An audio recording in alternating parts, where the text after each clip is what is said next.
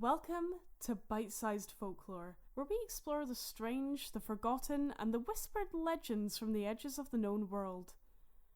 I'm Jodie, and today we're going high into the Scottish Highlands, to a cold, mist-shrouded peak where something watches. This is the story of Am Fear Liath Mor, the big grey man of Ben Macdui.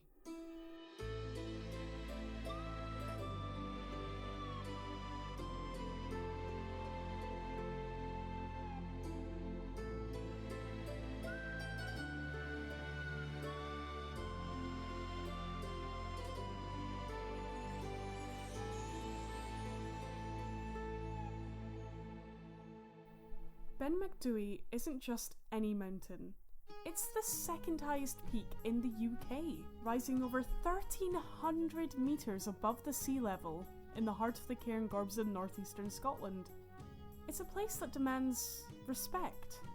Stark, remote, often smothered in thick fog and battered by brutal winds. It's not uncommon to be completely alone on the trail. Or at least, you think you're alone. That's where the legend begins. The first public account of Am Fear Liath Mor came in 1925 when Professor Norman Colley, a respected mountaineer and scientist, stood before a gathering of the Cairngorm Club and made a confession. Here's what he said. I was returning from the cairn on the summit in a mist when I began to think I heard something else than merely the noise of my own footsteps.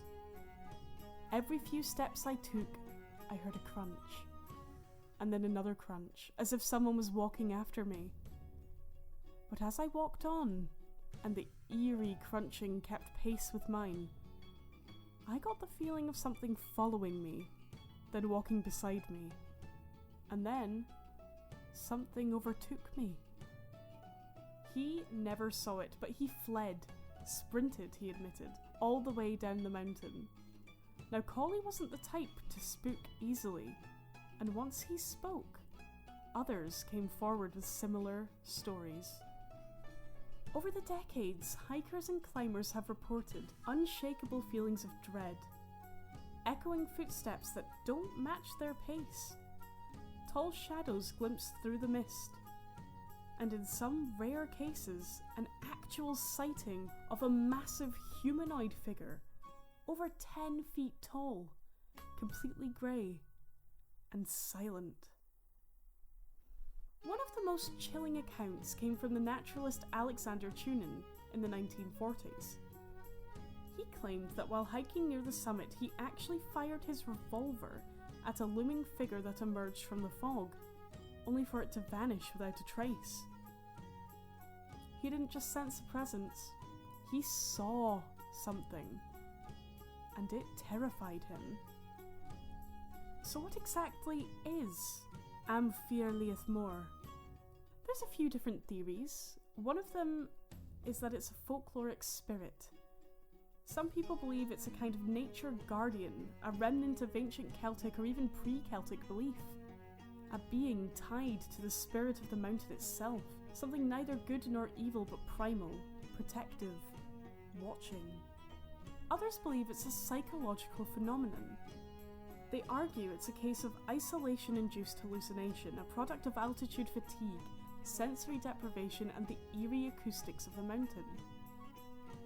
There's even a theory around infrasound, low-frequency vibrations created by the wind that can cause feelings of dread and anxiety in humans without them consciously hearing anything. Or another theory is that it's shadow people, a cryptid, or even something else. So this is more paranormal inclined, but the Am Fear Liath Mor has been compared to cryptids, shadow people, or interdimensional beings. Some link it to the idea of the Watcher in the woods, or other silent entities said to observe humanity from beyond the veil.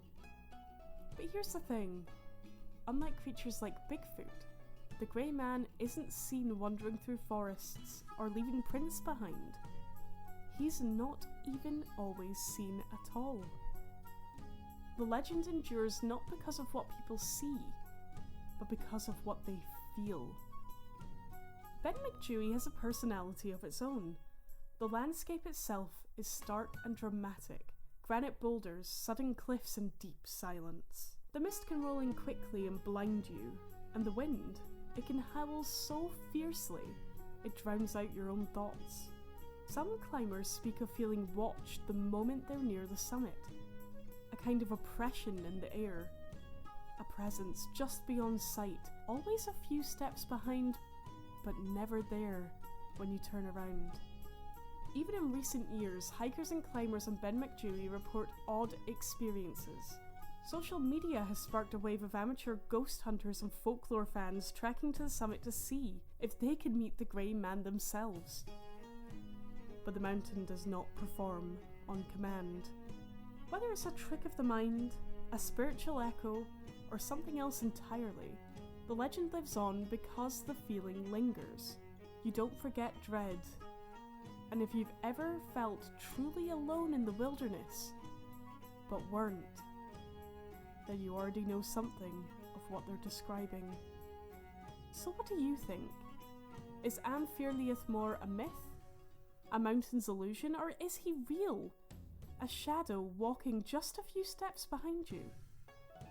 If you ever climb Ben Macdui and the mist creeps in and the air grows still, listen closely, count your footsteps, and remember, not every silence is empty.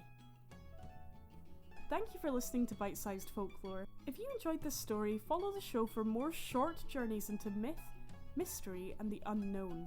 And if you've ever had your own strange encounter on the hills, I would love to hear about it. Until next time, keep your wits sharp, your boots dry, and never walk alone on the mountain.